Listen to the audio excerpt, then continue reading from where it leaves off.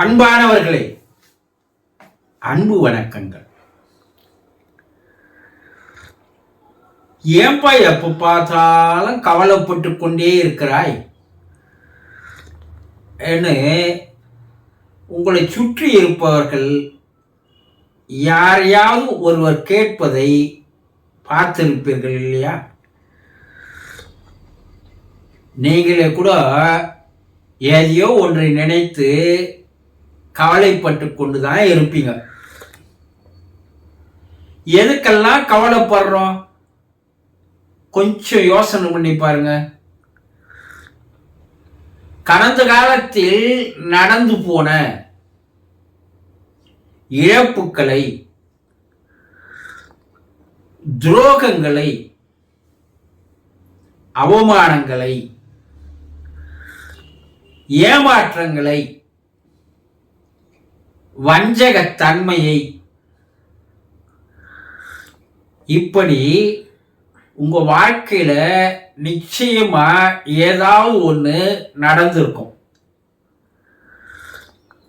எல்லா மனிதர்களுக்கும் கடந்த காலத்தில் ஏதாவது ஒரு இழப்பு, ஏமாற்றம், அவமானம், துரோகம், இது எதுனா நடந்திருக்கும் இல்லையா? இதுல ஏதாவது உங்களுக்கும் ஒண்ணு நடந்திருக்கலாம். அதை நினைத்து நினைத்து பார்த்து இன்று கூட கவலைப்பட்டு கொண்டிருக்கின்ற மனிதர்களாக நீங்கள் இருக்கலாம். உண்மையா இல்லையா? அறியாத பசங்களை போய் கேட்டா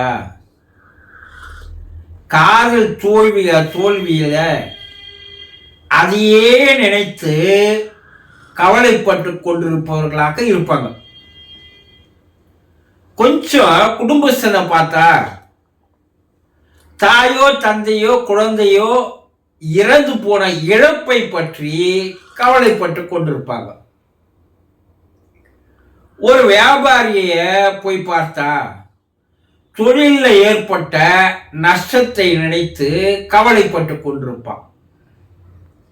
இன்னும் ஒரு சிலர் நண்பர்களால், உறவினர்களால் ஏமாற்றப்பட்டு நிர்கதியான நிலைமைக்கு தள்ளப்பட்ட சம்பவங்களை நினைத்து கவலைப்பட்டு கொண்டிருப்பார்கள் இல்லையா?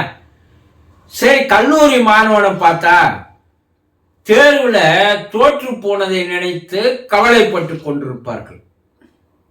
இப்படி அநேக நிகழ்வுகள் கடந்த காலத்தில் ஒவ்வொருவருக்கும் ஏதாவது ஒன்றோ இரண்டோ மூன்றோ நடந்திருக்கும். அதை நினைச்சு நினைச்சு பார்த்து கவலைப்பட்டு கொண்டிருக்கின்ற மனிதர்களாக இருப்பீர்கள். சரி, இது ஒரு பார்ட். வருங்காலத்தை நினைத்து கவலைப்படுபவர்களாகவும் இருக்கிறாங்க. ஐயோ, நம்ம படிச்சுட்டுமே வேலை கிடைக்குமோ கிடைக்காதோ, ஐயோ நமக்கு திருமணம் ஆகுமோ ஆகாதோ, ஐயோ துணிஞ்சு தொழில் ஆரம்பிச்சிட்டோம், இது வெற்றி கிடைக்குமோ கிடைக்காதோ,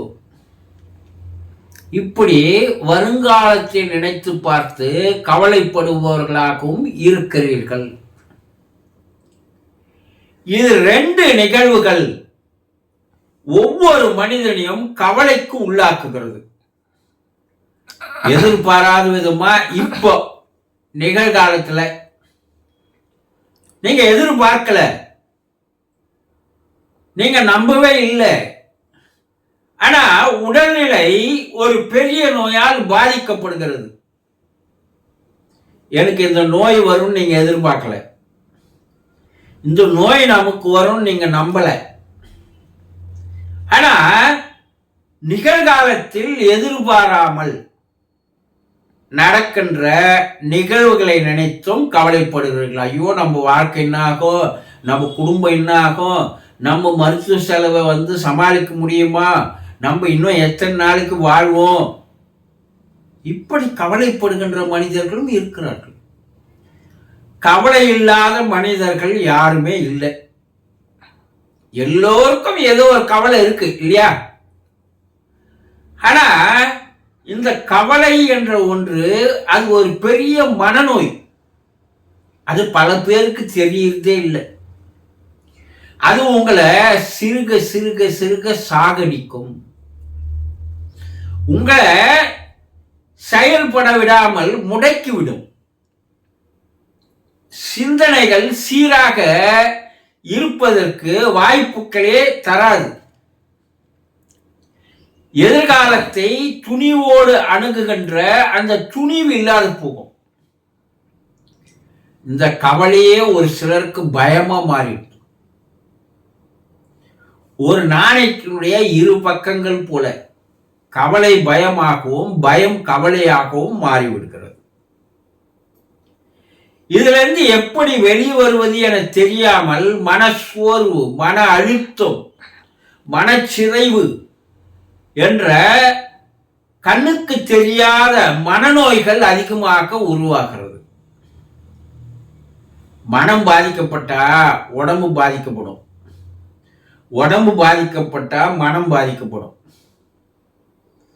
ஆக உங்கள் வாழ்க்கையை நீங்களேதான் சீரழித்து வருகிறீர்கள்.